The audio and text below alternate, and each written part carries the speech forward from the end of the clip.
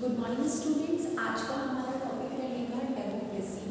Democracy basically दो word से मिलकर बना है, डेमोस एंड क्रेटोस। डेमोस का अर्थ क्राउड और क्रेटोस का अर्थ होता है पावर। तो जब क्राउड के हाथ में पावर है, जनता के हाथ में शक्ति है, वहाँ पे हम कह सकते हैं कि डेमोक्रेसी है। बेसिकली इस वर्ड को हिंदी में बोलते हैं लोगों का तंत्र, लोगों का शासन। जब लोग डायरेक्टली और इनडायरेक्टली पार्टिसिपेट करते हैं डिसीजन मेकिंग में, सरकार के साथ डायरेक्टली इनडायरेक्टली पार्टिसिपेशन करते हैं, तो वहाँ हम बोल सकते हैं कि लोगों का तंत्र है, डेमोक्रेसी है। अब यहाँ पे कुछ स्कॉलर्स हैं जिन्होंने डेमोक्रेसी को डिफाइन किया है। उसमें से पहले है सीले बोलते हैं कि democracy is a form of government in which everyone has a share.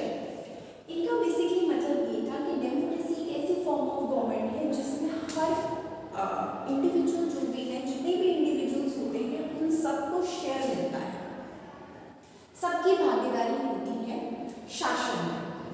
दूसरा है मेजनी बोलते हैं कि democracy is the best and most wise form of government. Obviously जो फॉर्म आपको पार्टिसिपेशन का मौका दे रही है डिसीजन मेकिंग में, वो definitely wise form of government कहलाएगी। इसके कुछ असेंशियल्स होते हैं डेमोक्रेटिक गवर्नमेंट के।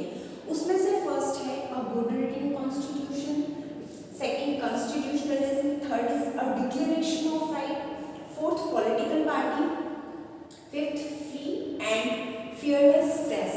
तो हम इन सब पे डिस्कशन करते हैं छोटा सा। अ गुड रिटन कॉन्स्टिट्यूशन, देखो असेंशियल, सबसे पहले असेंशियल ये है एक डेमोक्रेटिक गवर्नमेंट के लिए कि आपके पास एक गुड रिटन कॉन्स्टिट्यूशन होना चाहिए जो आपकी गवर्नमेंट को एक तरीके से चलाने में बहुत महत्वपूर्ण भागीदारी देगा।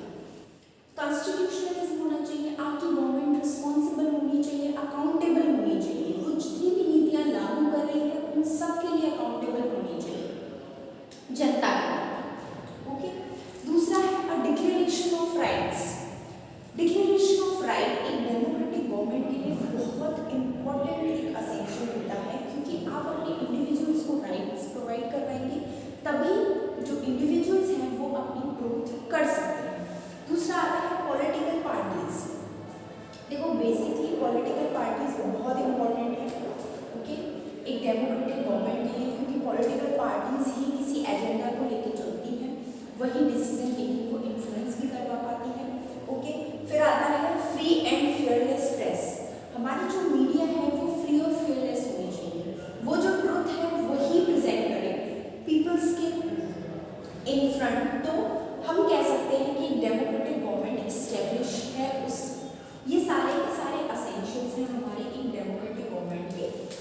अब हम इनके प्रिंसिपल्स की बात करते हैं। तो इनके कुछ बेसिक प्रिंसिपल्स होते हैं। इसमें से फर्स्ट आता है प्रिंसिपल ऑफ इक्वालिटी। देखिए कहीं भी आप इंडिविजुअल ग्रोथ चाहते हैं तो वहाँ पे आपको इक्वालिटी देनी पड़ेगी वहाँ के हर इंडिविजुअल को। ओके।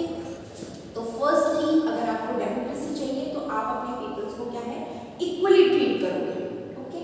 सेकंड आता है इक्वालिटी ऑफ अपॉर्चुनिटीज, उन्हें अवसरों की समानता प्रदान की जाएगी। ये भी एक बहुत इंपॉर्टेंट प्रिंसिपल है डेमोक्रेसी के लिए।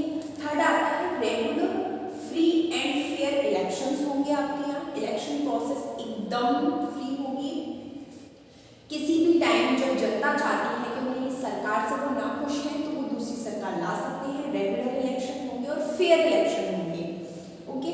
दूसरा अगला आता है इसमें रिस्पॉन्सिबल गवर्नमेंट। आपकी गवर्नमेंट आपके प्रति रिस्पॉन्सिबल रहेगी, अपनी नीतियों के प्रति लोगों को जागरूक करवाएगी, उनको अवगत करवाएगी, और जितनी भी नीतियाँ बन रही हैं उनके बारे में वो अच्छे से जानकारी जनता को देगी। रूल ऑफ लॉ बेसिकली ये बताता है कि प्रत्येक जो इंडिविजुअल है, चाहे वो कोई नॉर्मल कॉमन पीपल है या कोई ऑफिसर है, प्रत्येक व्यक्ति जो लॉ है उसको ओबे करेगा, सब लॉ के अंदर आएंगे। ओके। तो ये कुछ असेंशियल्स और बेसिक प्रिंसिपल थे डेमोक्रेसी के। I hope you understand this topic.